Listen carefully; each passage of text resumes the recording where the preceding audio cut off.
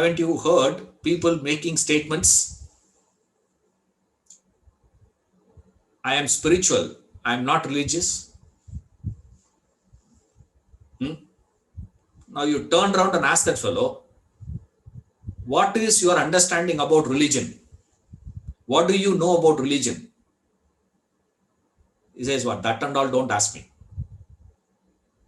What is the difference between spiritual and religion? Spirituality and religion. What is the difference? I don't know about all those things. Same way we go on telling kids, you must concentrate. You must concentrate. You must concentrate. If the child were to turn around and ask you, what is concentration? What happens to you? See, you should not have ego in life. Okay. Don't be egoistic in life. What is ego? Ego is made up of what? Who is saying I should not have ego? Ego is saying ego should not be there. What are we talking? Now, you just have to, probe one question you have to ask. That's all. The whole thing fizzles down. What do you know about religion?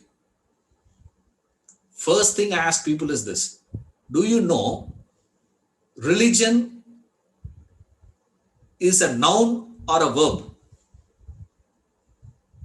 Now, religion is used by all these masters as verb, not as a noun.